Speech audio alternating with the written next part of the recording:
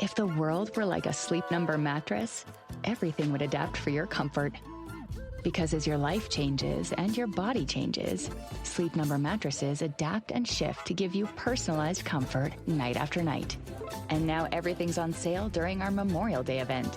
Save up to $1,200 on mattresses for a limited time. To experience a whole new world of comfort, visit a Sleep Number store or go to sleepnumber.com. Sleep Number, to a good life sleep. Do you love the Tabernacle Choir? This year, the choir's music is everywhere you are. Listen to your favorite choir songs and music and the spoken word anytime you want on Alexa by simply enabling the skill. Alexa, play music in the spoken word. Now playing music in the spoken word. You can also download the Tabernacle Choir app, subscribe to the choir on YouTube, listen on Spotify, and have access to all their wonderful music. Happy listening. All right, joining us now, he is our NHL Mammoth insider and overall good dude. Cole Bagley, kind enough to join us right here on 97.5, the KSL Sports Zone. Cole, how are you? I'm good. How are you guys? I'm good. Does it feel weird? The season's over. Like you have to reintroduce yourself to the wife and family. Like, what's going through your brain right now? How's life in the Bagley home?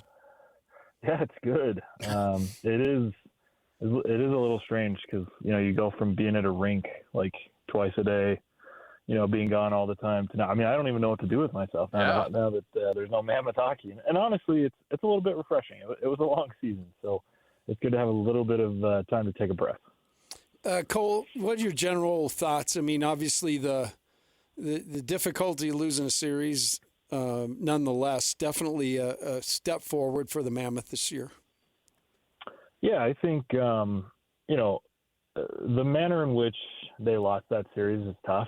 And I know that a lot of fans are disappointed and a lot of the players are disappointed. And there's definitely reason to be. I mean, they were, seconds away from going up 3-1 and then seconds away from going up 3-2 and, just allowed the Knights to hang around, and then experience took over. And so, kind of the among other sentiments yesterday, one of the bigger ones was, they knew that they could have won that series, and that's why they're frustrated, and there's a little bit of a bitter taste in their mouth. But I think if you take a step back, I think this was a really successful season for Utah. The last 5 years have been all about building towards getting to the Stanley Cup playoffs, and last year they wanted to play meaningful games, and they delivered on that. And then this year they promised that they would get to the postseason, and they delivered.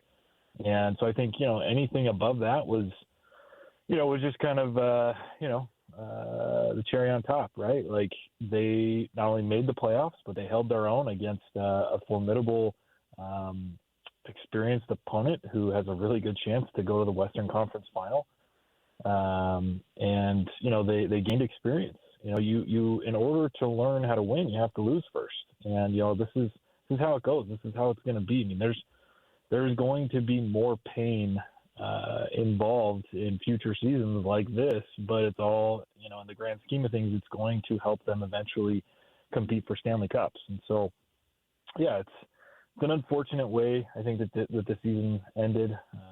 A lot of those guys expected to at least be playing in a Game 7, and that didn't happen. But like I said, you take a step back, and I think it was really successful, and there's a lot to be excited about and a lot to build on.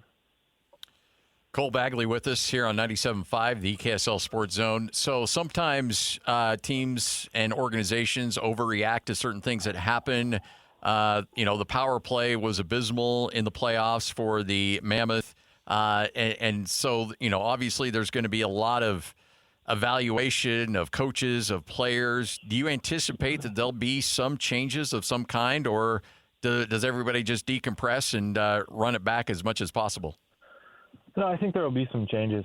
I don't know what that's going to look like in regards to potential coaching staff changes, but I'm sure that this roster will look quite a bit different when the season starts back up in September, and not because there's necessarily a need to start trading a bunch of guys, but there's about 6 or 7 guys that are coming off the books, pending free agents. And, we'll see what happens. And we were able to talk with all those guys yesterday, and, pretty much all of them except for one were unsure of what the future held for them. And that one being Kyler Yamamoto, who said that, he hopes that, potential extension talks will start soon. He wants to come back here. I think that he is one, of those guys that are becoming free agents. I think that he's one that probably has the best chance to return, just based on, he had a heck of a season. He told us yesterday that he proved this year that he belongs in the NHL, and I'd agree with him. Despite being one of the smaller guys, he has a ton of fight in him. He played really well with Logan Cooley and Dylan Guenther. I mean, they were arguably, Utah's best line in the playoffs. And Yamamoto was doing a lot of the dirty work, a lot of the work that kind of goes unseen. But, in terms of the other players, the Alexander Kerfoots and Ian Coles and Nick DeSimones and Kevin Stenlund's, Vitek Vanacek's, I think, Utah's going to have to kind of look at how effective were those players for them in the postseason. How many of those guys does it make sense to bring them back? Because, it's no longer about, just working towards the playoffs. It's no longer about playing meaningful hockey down the stretch. It's about getting to the postseason and building from there. And I think what this first round series kind of taught Utah was, there's a good core in place, but there's some very specific areas where they're going to need to improve. And so I would expect that, in order to address those areas, that, there's probably a couple of guys that are pending free agents. They're not going to be offered contracts because, I just think maybe that they're not that they're bad players, but they're just not helping Utah in a way that they need to in order to continue to progress. So I made the joke because my kid wants to buy a Yamamoto jersey. That's his favorite player. And so I told him, like, hey, you got to hold off on that a little bit. And I made that joke with Bill Armstrong. And Bill, he laughed a lot, but you can tell that's not a guy you want to play poker with because he's not about to tip his hand on anything. But look, we are a Kyler Yamamoto fan group on this show. We are the president of his fan club. We need to get him back in Utah. I can't imagine the price tag's that hefty. Do you feel like he is somewhat of a priority for this organization?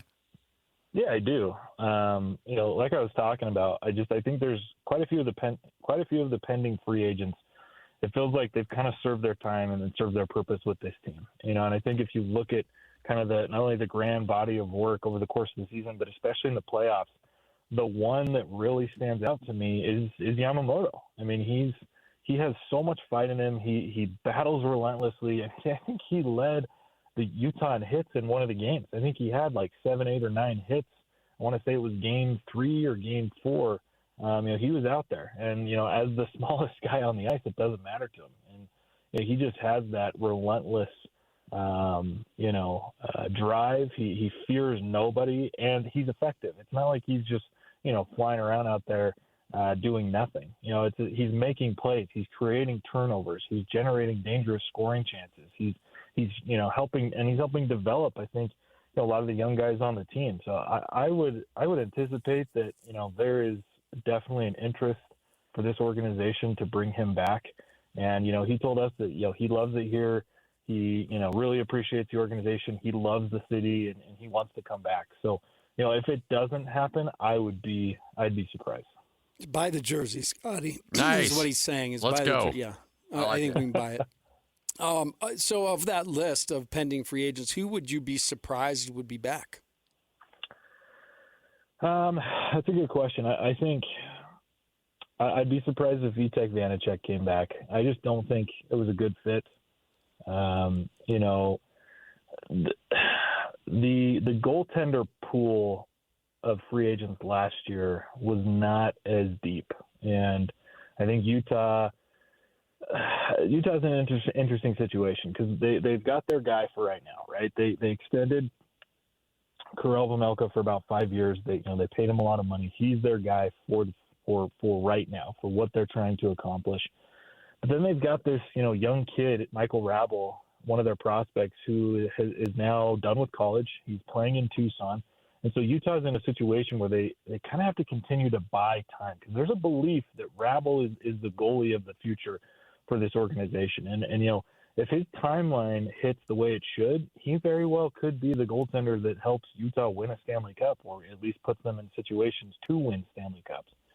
And so Utah has to kind of be careful in terms of they might just have to take it a year at a time, and we might see multiple backup goaltenders. But I just don't know that Vanacek, was really what they were looking for. He didn't play a lot of games. There clearly wasn't confidence in him to be able to do that job and to help out Vejmelka. And so I would be surprised if they brought him back. I would assume that they're going to look at the goaltender pool this year and see if there's somebody that will better serve that backup position and help take some of that load off of Vejmelka. And then I look at two other players, Ian Cole, phenomenal guy, one of my favorite guys to talk to on the team because he's just a straight shooter and he's a veteran. He sees the game incredibly well. I think he's one of those players that I think should seriously consider coaching whenever his playing career is done, because he just sees it so well. The amount of times that I sat down next to him in the locker room and would just kind of pick his brain and talk to him about what he was seeing and what have you. He taught me a lot about the game and just all the extra details. But with that being said, I believe he's 38 going on 39. And again, I kind of just go back to Utah is going into a phase of you need to consistently make the postseason, and not only make the postseason, but win games. And not that Cole, again, he's not a bad player, but it's hard to expect, a veteran of that age to really help push you, where you need to go. I would argue that maybe his role and his time has, potentially expired. And then another guy I look at is Alexander Kerfoot, another older veteran that I think he's helped, he's just kind of fulfilled his purpose. He played some good hockey, but he's been injured quite a lot. And again, into the playoffs, he just didn't really move the needle. He didn't really do a whole lot to help this team. And as I've said several times, I just think that Utah needs to look at this roster and go, okay, we've got a core that's going to get us to the playoffs. But if we want to go beyond that, we've got to start surrounding them with the types of players that are going to help push us over the top, that are going to help us be more physical, that are going to help us, play a grittier style game, and then they're going to present us with more size. And so those are probably the three that I would be somewhat surprised if they do bring them back. But time will tell, and we'll see what happens. Hey, you mentioned Rabel. I watched some of him this weekend, and obviously the thing that stands out is his size. He'd make him the second tallest goalie to play in the NHL. He's 6'6", but definitely moves around well. What is the thought? Is it that Mahiman would come up and back up Veggie, or as you said, do they still want to buy time? Yeah, goaltenders are just different in terms of timelines when it comes to prospects. I mean, if you're picking a guy who's not a generational talent in the first round, so like a T.J. Gimla or Cole Baudouin or Caleb Denoyer, usually even for first-round picks, unless they're the Connor Bedards or the Macklin Celebrinis or the Matthew Schaefers, those guys generally take 2, 3, and even 4 years on the longer end to be ready for the National Hockey League, whereas goaltenders, you're lucky if you can get them at 4 or 5 years. It's generally a 5, 6, and even 7-year process, because goaltending, there's such a serious jump from juniors to, some of these guys go and play college to, the AHL or the ECHL, and then, of course, to the National Hockey League. Now, there are exceptions, but, Michael Rabel,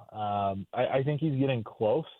Obviously, he has just finished college. He was absolutely phenomenal for, his college club. And he's another Czech goaltender. Utah loves their Czech goaltenders, and he was just absolutely unbelievable at the World Juniors 2 years in a row for his country. Like you said, I mean, he's a big guy. He covers a lot of net, but I think what really makes him an elite prospect is, he combines his size with just unbelievable athleticism. I mean, he's a big guy who can move very quickly. He covers so much of his crease and so much of his net, very, very well, very fast. He's really tough to beat. And so for Utah, now that he's signed with Tucson, I would imagine that they want to see how he can do with a full year in the AHL under his belt. Now, if he goes into the AHL and suddenly, he's he's above 900 save percentage and is allowing less than 2.5 goals per night, Utah might look at that and go, okay, let's give him a shot. Let's see what he can do at the National Hockey League level. But I would anticipate that we'll see Rabel probably play the majority of the year, if not the entire season, in Tucson, unless he just forces his way onto the team. That's the only way I could see him coming up a year from now. So I think that's why they'll need to look at the free agent pool and see if there's another goaltender that they can just kind of bring in as a one-year rental until they know where Rabel sits and when he's ready. So everybody said the right things yesterday, but where's the organization with JJ Peterka? Where's he at with them? Is this something that they can overcome, or just how difficult is this situation? If the world were like a Sleep Number mattress, everything would adapt for your comfort. Because as your life changes and your body changes, Sleep Number mattresses adapt and shift to give you personalized comfort night after night. And now everything's on sale during our Memorial Day event. Save up to $1,200 on mattresses for a limited time. To experience a whole new world of comfort, visit a Sleep Number store or go to sleepnumber.com. Sleep Number, to a good life sleep. Make game day yours. Tickets, food and drinks, stats, and streaming. Everything you need is in the Utah Mammoth app. Download today and make game night easy. Download on both Android and iPhone. Tusk Top. I sold my car in Carvana last night. Well, that's cool. No, you don't understand. It went perfectly. Real offer, down to the penny. They're picking it up tomorrow. Nothing went wrong. So, what's the problem? That is the problem. Nothing in my life goes as smoothly. I'm waiting for the catch. Maybe there's no catch. That's exactly what a catch would want me to think. Wow, you need to relax. I need to knock on wood. Do we have wood? Is this table wood?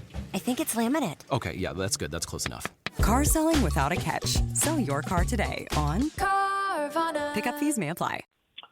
It's a tough one.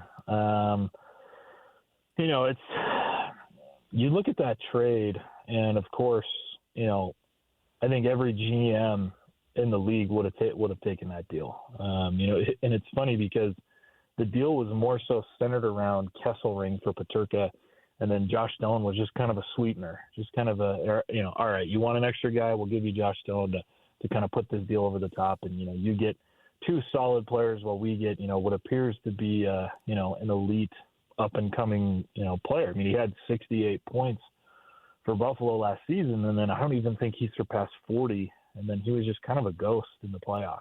And I think for Peterka, it's entirely salvageable. I mean, it was his first year with a new organization, a different style of offense, different players, lots of speed, and I think if you look at it, he just never really found his role. He bounced around the lines a lot. He went from, there was so much hope and anticipation for him to play with Gunther and Cooley, and it just didn't really turn out. And then, they tried him on the third line. I think he even tried to play on the top line for a couple of games, and then it was down to the fourth, and then back to the second, and then the third, and then, to drop to the fourth line in the playoffs and to get benched, that's tough. That kind of just goes to show that there's a disconnect. There's a disconnect in terms of,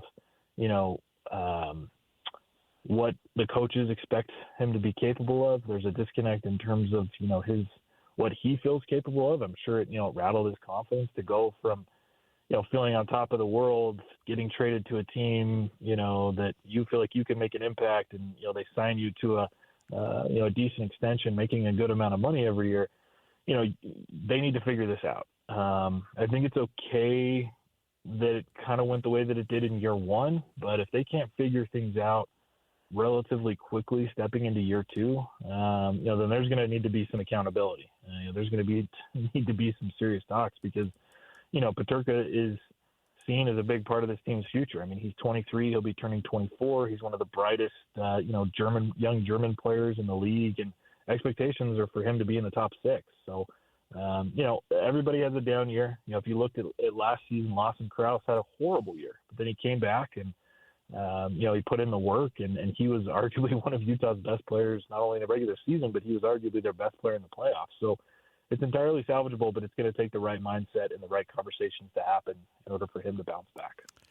For those of us stuck in NBA lingo, and those numbers are exorbitant compared to the NBA or to the NHL, but the Mammoth with roughly, about 16 million in cap space going into the offseason, just how significant of a number is that compared to other teams around the league? Yeah, it's a good amount. It's not the most money in the league, but it's it's probably it puts Utah in a better situation, I would say, than probably most teams. It just depends on what they want to do with it. That could get you, another top 6 kind of guy, or that could get you a handful of depth pieces. It just depends on what the Mammoth feel like they need to do. And it's also going to be interesting because, does Utah, Bill has been known to make most of his big trades in the summer. And there's going to be some interesting sweepstakes, I think, in terms of players who, suddenly become available. There are some teams out there that probably need to start thinking about blowing up their main core or retooling or, starting from scratch. And there's some good players that could, suddenly come on the trade block. Guys like Austin Matthews and Brady Tkachuk. And it'll be interesting to see, what Tampa Bay does. And, the Toronto Maple Leafs as a whole, it's a disaster situation in Toronto. And, I think if Toronto was smart, they probably would put all of their top players up for sale. And that includes, William Nylander and Matthew Knies and John Tavares. There's always, plenty of guys that become available that you didn't know were even, on the trade block. So, for Utah, they have a good amount of money. They can go out and try to buy, or, they have the ability to, maybe take on some bigger contracts. But, I've said this multiple times, over the last couple of weeks is, I think Bill is stepping into the most challenging part of the rebuild because, he's already, the organization already, sold off all their best players 5 years ago, and they invested in young guys and young prospects like, Keller and Schmaltz. Now those guys are grown up, and, they hit on some draft picks like, Cooley and Gunther, and I think TJ Ginla's going to be a special player, and they've got a couple other top first round picks, Michael Rabel, like we were talking about. But it becomes difficult because you obviously have a very strong core. This is a very good team that could make that could create some serious problems for teams around the league, and maybe 3-4 years from now they could be one of the dominant teams in the Western Conference. But as Bill steps into this summer and next summer and even the following, I think it's a challenge because he has to, these next moves are going to be critical ones. These are going to be the moves that set you up to be successful. And as Utah found out, they have potential, but they're still pretty far away from contending. And so, how does he approach that? Does he look for size? Does he look for more experience? Does he, stick to younger type players like Peterka's, or does he look more for, additional Nate Schmitz or Mikhail Sergachevs? I think that's what's going to make this difficult, but they have the money to go and do, pretty much not anything they want to do, but a good amount. Before I let you go, I asked Greg Wyshynski this earlier in the show. I want to get your thoughts just from an NHL standpoint. Do you think if they make it to their respective championship or win their respective conferences, Carolina can hang with Colorado in a 7-game series? For the Stanley Cup final? Yeah.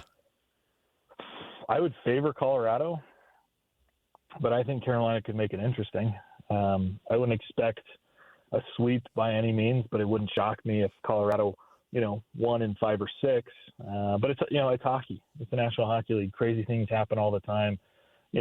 Underdogs somehow, are able to upset juggernauts almost every single year, right? I mean, who expected the Ducks to beat the Oilers in the first round? So, I would, like I said, I'd favor Colorado, but, you never know in the National Hockey League, and it wouldn't shock me if Carolina was able to hold their own. I know that if the best player in the NBA talked like Connor McDavid did yesterday, that would be headline news across all of sports. Just how off the rails are things in Edmonton right now? I think they're starting to teeter into some dangerous territory. it's almost like in NBA terms, that would be like you had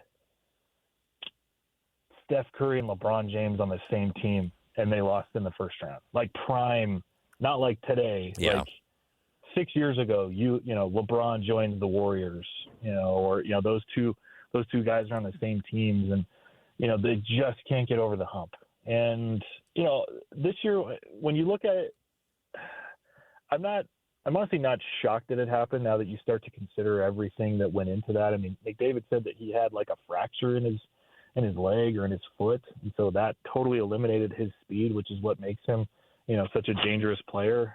He's played two straight seasons going to the Stanley Cup final, going to a Game 6 and a Game 7, playing for gold at the Olympics, playing at the Four Nations. I mean, this guy has played a ton of hockey at the highest level and just continuously come up short.